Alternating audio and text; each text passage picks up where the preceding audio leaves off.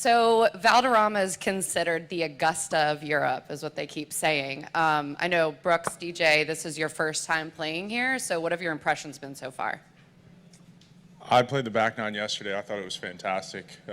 Great golf course. Really got to think your way around it. It can be very difficult if you're just off a little bit, and I think that's a sign of a good golf course. If you're just off a little bit, you're struggling to shoot par. But if you're playing good, you've got some chances to really shoot a low number. So I'm excited to play it this week. See the front nine today. DJ? Yeah, I played the back nine yesterday, front nine on Monday. Course is unbelievable. You got to drive it straight. Tiny greens. I really like it though. It's a golf course, that I like. But yeah, you definitely want to be on your game playing this place. Like Brooks said, if you're off just a little bit, it's very tough to make pars, and obviously depending on how firm the greens get, just because they're so tiny and they got a lot of slope, the course could be as tough as you want it. But yeah, it's a fantastic golf course, and I really enjoy it. That's great. And Phil, you have some experience here. You were part of the 1997 Ryder Cup team that played here, and also WGC 99, I believe. I played here a long time ago, but I have really fond memories here with Seve. I had a really special relationship with Seve. I looked up to him as a kid and had a chance to play my first PGA Tour event, a practice round with him in San Diego, and he was so kind to me, and I really appreciated the time that I had spent with him, and there were a lot of great memories from his captaincy in '97. Even though we lost by a point, made a good Sunday rally, the memories I have were of Seve leading his team and driving around the course and getting involved in what his players should do and try this shot and like how creative he was. I had a lot of great memories, but a lot of them are from Valderrama, and I can't come here without thinking about him. That's great. We're now at the mid-season point of the season. DJ, the four aces are currently in the lead for the team championship. You guys the Stingers are on your tail. So tell us a little bit about is there some more pressure now that there's only 7 events left to hang on to that lead heading into the back end of the season? Yeah, we always want to play well. We, definitely like being in the lead, but yeah, if we gotta get our act together a little bit, we gotta play a little stronger. But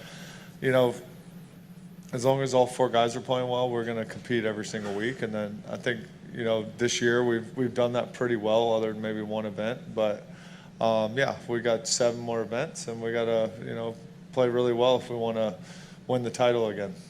And Brooks, you're currently in 3rd place on the individual standings, but it's really anybody's game. It's a really tight race right now.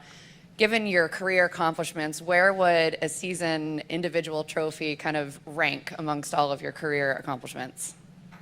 Yeah, obviously it'd be fantastic. It's pretty close right now. I think Taylor's in 1, and I think Brendan Grace is 2. So, it's up for grabs. I think that's exciting. Going into the last half of the season, I think even looking down at 4, 5, and I believe even 6 in the rankings, it's all really tight. So it'll be a fun next few weeks, next few months, just to see where everything plays out. Phil, you've really embraced this leadership role, and you've been mentoring a lot of your guys. I know you guys had a team dinner last night. You travel together. Is it something about where you're at in your career and life right now that it's really enabled you to embrace this role? Do you think you would have been the same way 20 years ago?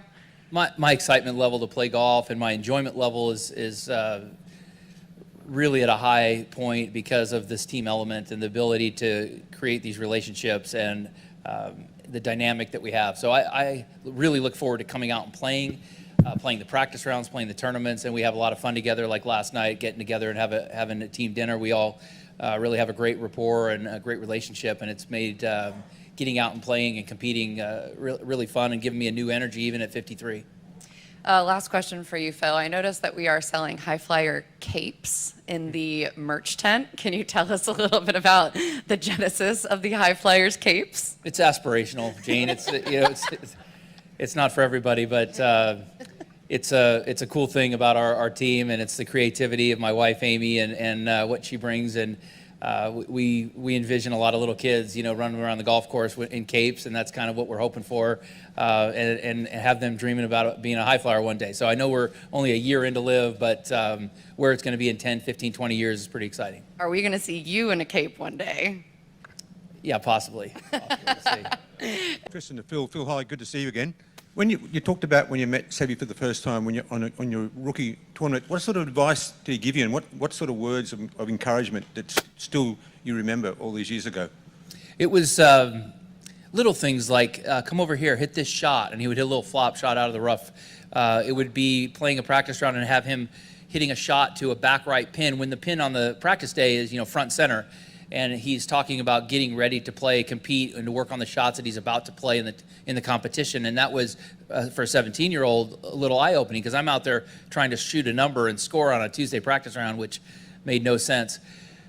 But it was when he would drag me over and we would have little competitions. And then we both were with Hugo Boss and would do photo shoots together. And in between breaks, we would have little bunker competitions, chipping competitions. And the time that I spent with him really meant a lot to me. But when you look up to somebody the way I looked up at Sevi as a kid, watching him win the Masters, and then you meet him and he is everything you kind of hoped it would be. It's not a letdown. It really meant a lot. And I cherish that time that I have with him. Hi, Brooks. You won twice in Spain in your early years.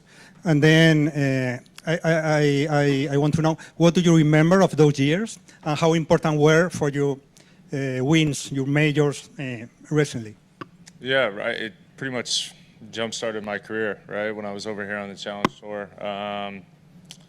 My first win was at the end of 2012 in Spain, and I think that kind of propelled me the next 6 months on the Challenge Tour, which got me European Tour, and then was able to make the leap over the PGA Tour. So I mean, it basically jump-started my entire career, and you always look back at your first professional win, and to me that meant a lot. And yeah, I think it definitely plays a role in everything I've done. And like I've said it a million times, it was the most fun I've ever had playing golf.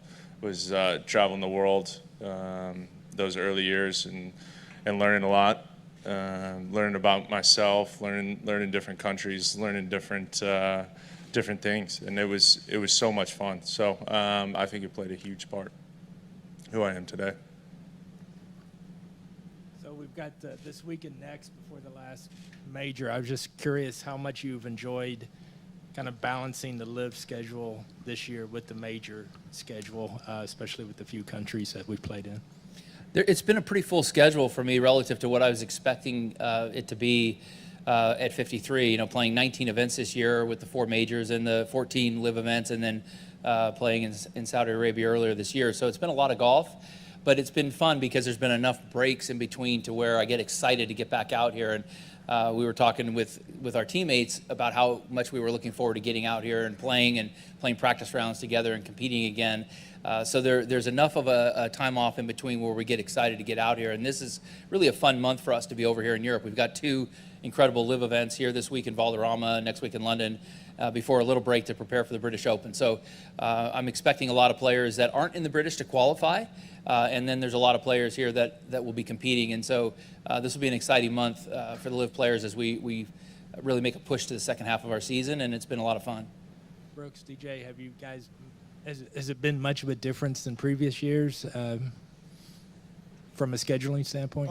I mean, for me, no, it hasn't really been much of a difference. I've played about the same amount of tournaments, I think, the last 7 or 8 years. So, like Phil was saying, the schedule's been pretty good where we've had some breaks. I mean, there's been some stretches where we've played a lot, but we've also had some nice breaks too. So, even, I was excited to come over here. We had a week off after the U.S. Open, and then coming over here, we got a couple weeks, and then get a nice break, and then obviously to get ready for the Open Championship. So I think our schedule's been really nice. Brooks? I mean, I agree with both of them. I think it's been fantastic. I think you can kind of see even the way the schedule's played out, how everybody's kind of played majors, right? Phil second, I got second at the Masters. good showing by a bunch of live guys at the PGA as well, and even the U.S. Open. So I think the schedule's been fantastic. It's definitely helped us in the preparation for the majors as well. And DJ, one last question from me. Did you, as captain, order the code red on Pat Perez's hair? No, I had nothing to do with that. That's all Pat. Thanks. Questions to all of you. How excited have you been that you're playing here in Spain at Valderrama? Yeah, I guess for somebody that's never played, I've been pretty excited. There's a lot of history at this golf course. I think everybody knows how special of a place this is, and you look at a lot of the past winners here, been some of the best players to play the game. So I know I'm excited. I know a lot of the guys I've talked to have been very excited to come here and play this golf course. Yeah, same for me. All the guys I talked to, that have played here was, said nothing but great things. So I was excited to get here, and once I saw the golf course, it lived up to everything that people said about it. And yeah, it's a fantastic golf course, and really excited for the week. Yeah, I think it's really a credit to Robert Trent Jones Sr., who designed it, and the way he made precision be such an important part of the test of golf rather than the ability to just overpower it. And so this is a great example when we talk about golf ball going too far and so forth, of how to create precision and ball striking and course management as the challenge rather than just brute strength. The simplicity of the golf course, the greens, they're not over contoured. They have just the right amount of movement. They're small, they're difficult.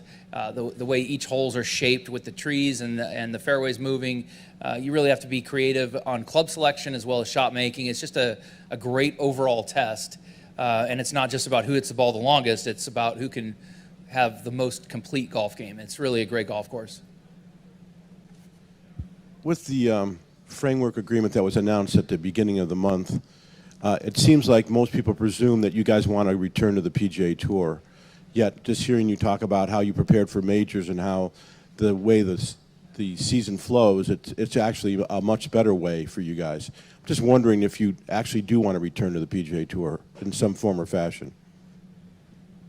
I mean, I've been pretty happy with my decision to be here at LIV. I've enjoyed it. I'm not going to speak for anybody else, but I would say everybody's pretty excited and everybody's pretty happy with where they're at right now.